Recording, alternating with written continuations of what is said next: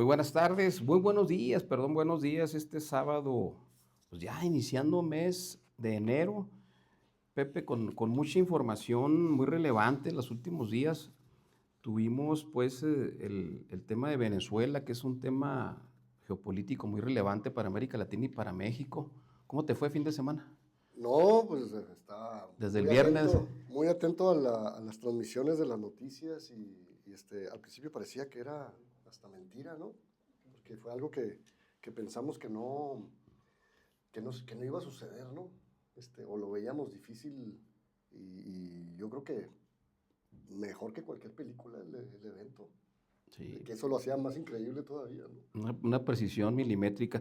Y para abordar este tema de Venezuela y esa trascendencia geopolítica, tenemos hoy un experto internacional, al doctor Antonio Iskandar. Él es analista en temas de desarrollo internacional, es venezolano, tiene amplio conocimiento de América Latina, de México básicamente también, porque estuvo realizando programas muy interesantes de prevención social con fondos internacionales acá en nuestro país hace algunos años, que fue donde hicimos una muy buena relación con Antonio Iskandar. Antonio, gracias por recibir esta llamada y vía Zoom desde la Florida. Muchas gracias, buen día. Gracias a ti, Martín y Pepe, un gustazo estar con ustedes de nuevo. Sí, ya se le extrañaba a nuestro buen amigo Antonio, compañero de muchas batallas y muchas soluciones que dimos en el tema de prevención, pero bueno, pues ahora nos toca abordar este tema. Desde tu perspectiva como venezolano, ¿cuáles realmente fueron los eventos de qué pasó el 3 de enero y cómo lo podrías explicar brevemente para contextualizar al público que está viendo esta transmisión? Sí, Pepe, de nuevo muchas gracias y un saludo a tu audiencia, Pepe y Martín. Como bien lo dices, si bien he estado muchos años como experto en la región, tengo que decir pues que soy venezolano y este tema me toca muy de cerca. ¿Qué interpretamos sobre lo que está pasando en el país? Sin duda, es un paso importante para la liberación de Venezuela. Eh, Creo que se abre un espacio de esperanza para el país luego de casi 3 décadas de destrucción y opresión por un régimen criminal que ha confrontado al país, ha controlado el país y dilapidado sus recursos naturales. Una destrucción y opresión que se ha llevado a cabo en complicidad con factores externos que han violado reiteradamente y por años la soberanía del país, incluyendo países como Cuba, las guerrillas colombianas, el ELN, la FARC, el Hezbollah, Irán, Rusia, China, entre otros actores. Eh, por otro lado, un poco que es parte del reconocimiento del contexto, pues hay que decirlo, pues nadie puede poner en duda la lucha democrática que han dado los venezolanos por años, utilizando eh, una serie de estrategias, acciones para liberar al país que incluyen todas las herramientas que están en cualquier manual de democracia, incluyendo elecciones, diálogo, intermediaciones legales frente a Corte, la Corte Internacional de Justicia, organismos internacionales, pero lamentablemente todo esto no había podido lograr ningún impacto, el impacto deseado, que era un cambio obviamente en democracia del sistema, ¿no? En respuesta, el régimen liderado por Chávez inicialmente y ahora más reciente en los últimos años, de 2014 por Maduro, bloqueó cualquier posibilidad de transición democrática en el país, arraigándose en el poder con prácticas autoritarias y criminales, como ha sido reconocido y documentado por muchos, un régimen que ha funcionado como un grupo claramente criminal. Entonces, a pesar de esa lucha, la demostración de las violaciones del régimen, la captura del Estado por factores criminales y factores externos, los venezolanos no encontraron un apoyo real en la comunidad internacional. Sí, ha habido declaraciones, ha habido aliados que han sido importantes, pero no ha pasado de eso, pues, de declaraciones. De esta manera, que esa intervención, que algunos llaman captura, otros lo llaman intervención como tal, y que conllevó a la extracción y procesamiento judicial de Maduro y su esposa Silvia Flores, y la presión que se está derivando de ella está abriendo oportunidades para una transición. Pero esto lo digo siendo cautelosamente optimista, debido a que es el mismo régimen ahora sin Maduro el que controla el país, de manera que estamos en una situación de esperar y ver, como dicen acá, de wait and see. Entonces, monitoreamos muy de cerca lo que pasa y creemos que las acciones van a ser muy importantes en los días que siguen. En estas prácticamente horas, Antonio, ¿qué ha cambiado en Venezuela? ¿Cómo está el ambiente de los venezolanos? Que yo he hablado con algunos durante algunos años y parece que habían perdido la esperanza, aunque se organizó la sociedad civil, aunque hay organizaciones, inclusive partidos políticos de oposición, hay presos políticos también que se empezaron a liberar desde el día de ayer. ¿Cuál es el escenario? ¿Cómo está el sentimiento? ¿Cómo están las emociones en la sociedad venezolana? Sí, es una excelente pregunta y creo que va un poco alineado con lo que te mencionaba al principio, Martín. Creo que hay un optimismo cauteloso. En este momento, obviamente, la primera reacción cuando fuimos despertados en la madrugada del 3 de enero fue una reacción de sorpresa y de muchos de celebración. Obviamente, en la medida que fue pasando esa madrugada y amaneció y se empezó a ver un poco lo que estaba pasando y escuchar declaraciones, nos dimos cuenta que había sido una intervención de alguna forma limitada, fue una captura y extracción. Eso fue lo que fue. Y retiro inmediato de las tropas o grupos élite de los estados del ejército y de los Estados Unidos que estuvieron presentes en el país. Los venezolanos quedaron con un sabor de esperanza, de que las cosas podrían cambiar, aunque muchos obviamente dudando que ese cambio podría ser real, debido a que aún continúa el mismo régimen, solo que sin Maduro, operando y controlando el país. No obstante, se han venido dando algunas acciones que nos ponen a pensar y a tratar de dar el beneficio de la duda, pues, a lo que está pasando para ver cómo esto va evolucionando. Entonces yo creo que hay un consenso, Martín, entre los venezolanos de que esto es una acción que puede generar un cambio, obviamente, de manera sísmica, tectónica, que tanto se ha esperado cómo va a ser, los tiempos en que esto va a suceder, obviamente están pendientes. Oye, Antonio, se hablaba originalmente de que la ruta lógica para este cambio era primero la transición, o sea, el cambio del régimen, estabilización y luego consolidación o desarrollo económico, ¿no? Aparentemente el orden ha cambiado y se habla primero de una estabilización y luego de una transición, que eso es lo que están previendo optimistamente, coincido contigo, la gente. ¿Tú qué opinas? ¿Cuáles serían los cambios o escenarios que se podrían ver en este proceso de nuevo para Venezuela? Como bien lo dice, yo creo que un poco lo que te refieres, Pepe, tiene que ver con el hecho de que en Venezuela ya se había dado un proceso electoral en el año 2024, del cual resultó electa autoridad, el presidente Edmundo González Urrutia, obviamente acompañado por el liderazgo político importante de María Corina Machado, y que obviamente cualquiera hubiese pensado que inmediatamente después de una acción como esta, allí había ya un orden legítimo para hacer una transición política, pero no sucedió así. Entonces, lo que hemos venido escuchando de parte de las autoridades del liderazgo de los Estados Unidos, que han venido aclarando un poco cuál ha sido el plan justo del mismo día 3, después de la primera rueda de prensa dada por el presidente de los Estados Unidos y su equipo cercano, hablaban de lo que tú mencionabas, fue un proceso de una hoja de ruta que tenía como tres etapas: la estabilización, recuperación y transición, siendo la transición en la última, obviamente, de las etapas. Entonces, pareciera que en este momento, de acuerdo a lo que estamos mirando, esta etapa de estabilización está tomando como prioridad estabilización de acuerdo a este plan anunciado por las autoridades de los Estados Unidos.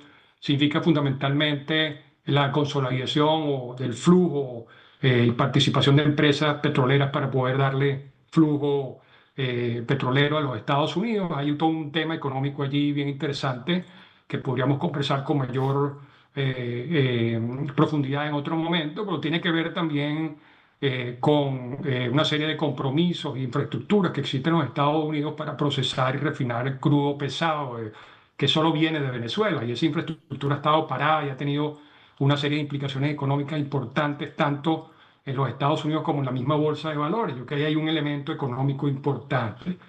Dentro de esa misma estabilización también está el establecimiento de reglas de operación, de cómo se va a ir manejando los próximos pasos, los siguientes días, ¿no? Del establecimiento del control de los Estados Unidos. Hoy acabamos de ver, hace una hora, estaba viendo cómo llegó una representación del gobierno de los Estados Unidos para tomar de nuevo posesión de la embajada de los Estados Unidos en Caracas, que estaba vacía por muchos años. Y empieza como a ver ese tipo de avance pues muy concreto, y quienes llevaban o custodiaban a esta delegación del aeropuerto a la embajada era el servicio político, el órgano opresor del Estado, de manera que ahí puedes ver que hay un elemento interesante pues de lo que está ocurriendo. Entonces, la recuperación tiene que ver con la recuperación de y reconstrucción de la infraestructura del país, de la infraestructura eléctrica, la misma infraestructura petrolera, que se espera que pueda avanzar, y ahí hay algunas dudas. Te lo comento porque viendo un poco el seguimiento de lo que está pasando, las grandes empresas petroleras, con excepción de Chevron, que sí está en el país, son empresas que cotizan en la bolsa, que tienen una responsabilidad frente a su board, que tienen una serie de temas de compliance y cumplimiento que les dificulta poder entrar en las condiciones en las que está el país, sin seguridad jurídica, con un régimen que sigue en las mismas, que no que está en duda en cuanto al tema de los derechos humanos, en donde no hay seguridad jurídica para operar y económica en la revisión de sus contratos. Y se habla pues de que el Departamento del Tesoro de Estados Unidos está buscando alternativas también, en donde salen empresas pequeñas que tienen mucho menos peso y que van a tratar de poder entrar en esta fase de recuperación de alguna manera. Y la fase, obviamente, de transición es donde están todos los temas de democracia, de legitimación de actores. No sabemos cuáles son los tiempos. Presidente Trump hace un par de días decía que va a ser largo, pero estamos viendo de manera muy rápida cosas que están sucediendo también en estos días. También han dicho que no va a ser un secuencial, sino que podrían intercalarse, pues que puede ser que la transición ocurra al mismo tiempo de la recuperación. Tal que no hay que esperar 2 años, 3 años, que haya recuperación para que haya una transición, que es lo que esperamos mucho en Venezuela. Y allí María Corina Machado y el presidente electo Edmundo González Urrutia han estado tratando de entrar en esa ecuación para que sea tomado en cuenta temas como el de la liberación de los presos políticos que acabas de mencionar, Pepe, en donde ayer hubo una manifestación de apertura. Hay 809 presos políticos documentados por el Foro Penal y solo fueron liberados ayer 8 cuando dijeron que iban a hacer mucho más de eso. Así que estamos wait and see, esperando que más de eso suceda, porque ningún paso a la estabilización o transición en el país puede suceder si no se acata primero esta medida humanitaria, que es fundamental para poder creer en lo que sigue. Antonio, la presidenta Delcy Rodríguez, ¿cómo la ve el pueblo venezolano? ¿Es continuidad, pragmatismo, ruptura, mal menor? Y por otro lado, ¿qué tan negativa es la presencia todavía de Diosdado, de Padrino, de Rodríguez? ¿Cómo ven los venezolanos, el pueblo, la sociedad, que sigan ellos pues en este momento a pesar de todo lo que ha sucedido?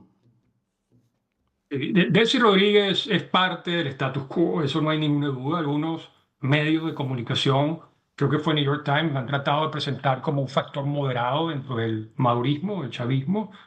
Muchos creemos que no necesariamente es así.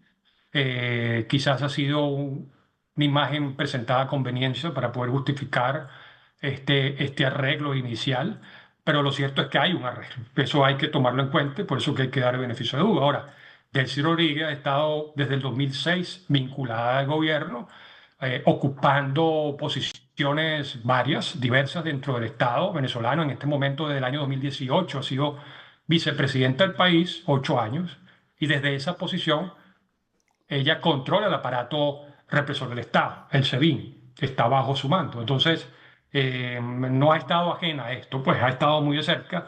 Ha sido ministra de Comunicaciones, canciller de la República por unos 3 años, presidenta de la Asamblea Constituyente, ministra del Petróleo, está involucrada en muchos menesteres de la gestión del país. Ahora, ella también, es un tema que importante tomar en cuenta, ha sido sancionada por la Unión Europea, tiene también procesos de sanción en los Estados Unidos, Canadá, Suiza, hasta Colombia, y creo en México. El Senado mexicano en el 2018 también ha expresado algunos votos de sanción por vinculaciones con represión política, socavamiento, perdón, democrático, corrupción, enriquecimiento ilícito en el ejercicio del poder y asociación y apoyo a políticas y estructuras del régimen acusados de abusos. En países de Europa no se le permite su entrada. Entonces, ese es el personaje, ¿no?, del cual estamos hablando. Se conoce ella junto a su hermano Jorge Rodríguez, que es actualmente el presidente de la Asamblea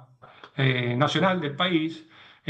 Han sido conocidos por ser muy astutos en la maniobra, en la negociación, y la principal estrategia que ellos han seguido siempre ha sido ganar tiempo, es siempre buscar un espacio para ganar tiempo, para esperar que pase algo más. Entonces, eso es lo que pone de alguna manera en duda algunos factores, como es el caso de María Corina Machado y otros líderes de oposición, su preocupación a que se le esté dando un espacio, que le esté dando contribuciones con el tiempo. Entonces, ese es un tema a considerar. Su relación con Diosdado Cabello, Padrino López, entre otros, quién está dominando en el país. Yo creo que estamos viendo esos acomodos internos en el régimen.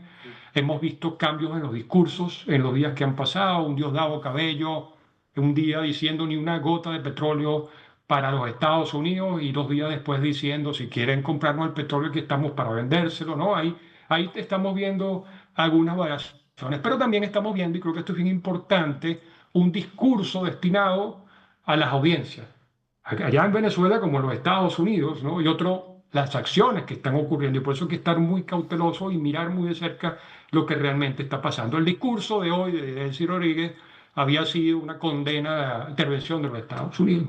Todavía lo estamos viendo, pero hoy vimos cómo el SEBIN, como decía la policía política del Estado, acompañaba a los representantes de la embajada de los Estados Unidos a la embajada. Entonces, ahí tienen un poquito de ambos. Entonces, otro tema que creo que es importante, Martín, destacar con respecto a Diosdado Cabello es que él es muy maquiavélico, él controla el aparato represor ahorita del Estado, las policías, pero también las milicias que están muy armadas. Y como pudimos ver hace 2 o 3 días, no ha habido celebraciones ni protestas importantes en el país, pero sí hubo una participación importante de estos grupos milicianos en la calle bajo el poder de Diosdado Cabello, algunos de los cuales fueron movilizados del interior del país con armas largas, solicitándole a los ciudadanos que transitaban por algunas autopistas importantes de la ciudad de Caracas, ver sus teléfonos celulares para ver si tenían alguna reseña de lo que había ocurrido, y eso implicaba pues un secuestro o una detención.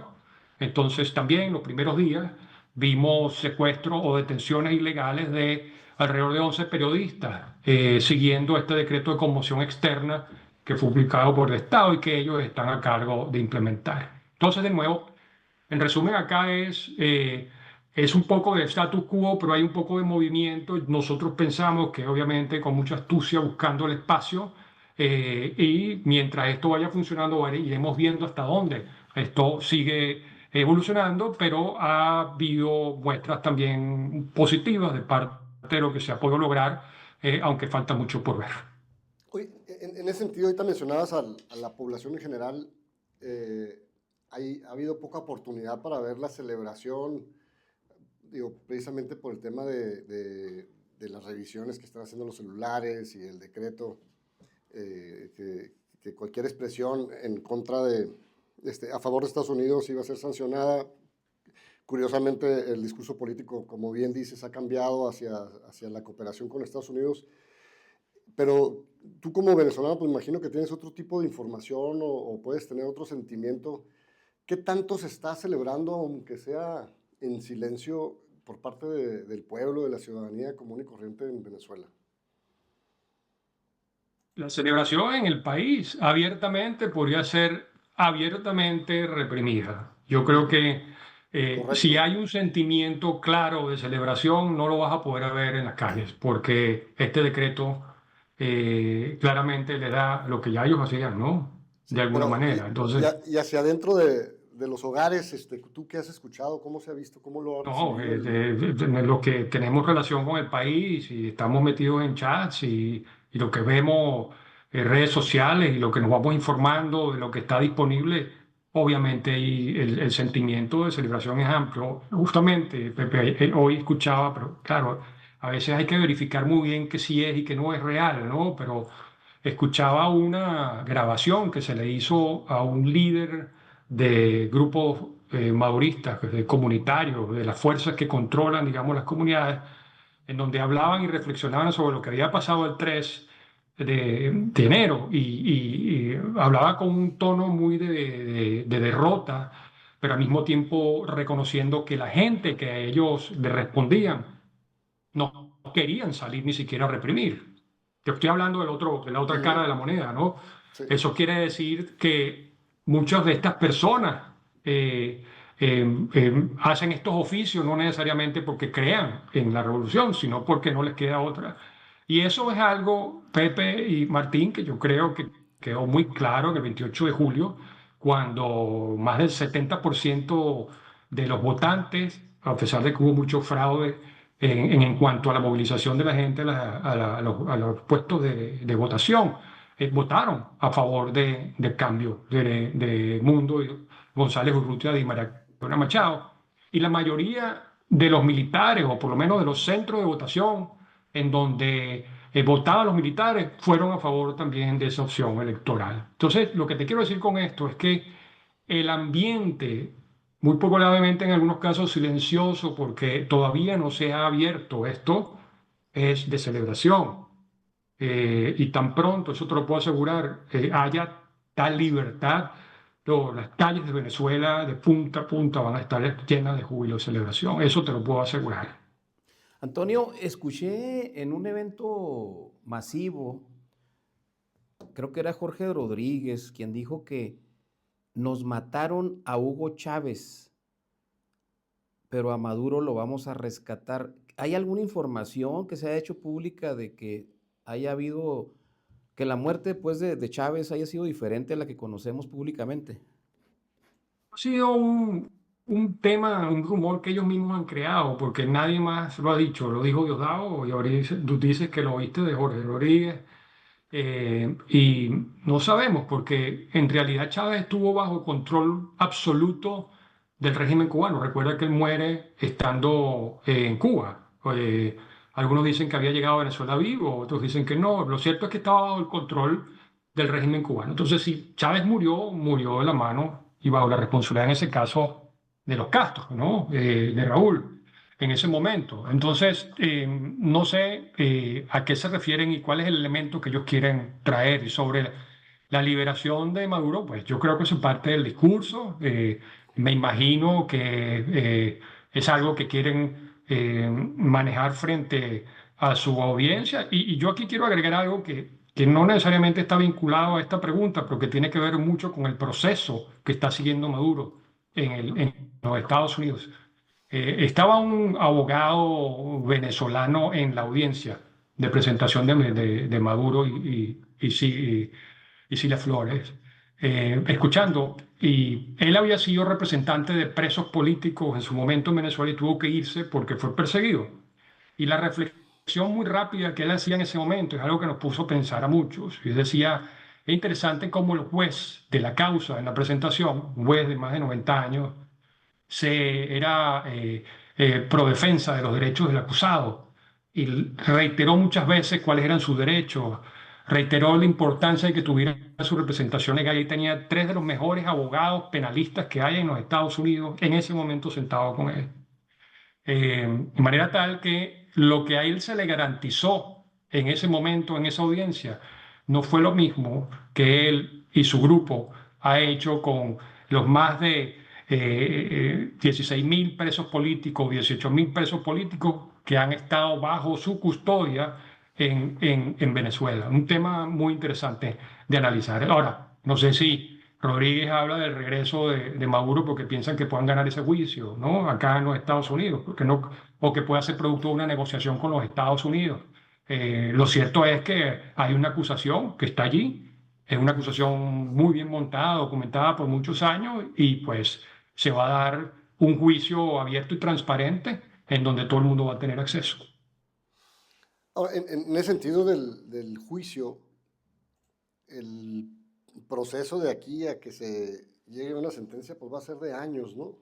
Y en ese momento, pues se va a ir deteriorando, reduciendo su poder y va a ir avanzando, van a ir avanzando los acuerdos de Venezuela con Estados Unidos. ¿Tú cómo ves esa etapa en donde todavía algunos tienen esperanza de que regrese? Y lo cual yo también lo veo poco probable. ¿Cómo se irán dando las cosas y cómo se irán fraccionando los grupos internos de la presidenta, de Cabello, de Rodríguez, etcétera? ¿Cómo se puede dar, qué escenarios hay en ese balance interno que ya no está maduro? ¿Eh? Sí. Creo que el tema más de escenario ahorita, Pepe, ¿no? Porque nadie sabe lo que va a pasar. Exacto. Yo te digo el escenario que yo quisiera que sucediera, pero no necesariamente está garantizado que así va a ser. Obviamente el escenario que quisiera que existiera es que llegáramos a la etapa de transición muy rápido, que se reconociera el liderazgo del presidente electo González Urrutia y María Corina Machado, que se pueda hacer una transición ordenada, muy probablemente pactada con estos individuos que están en el gobierno en este momento, pero ordenada.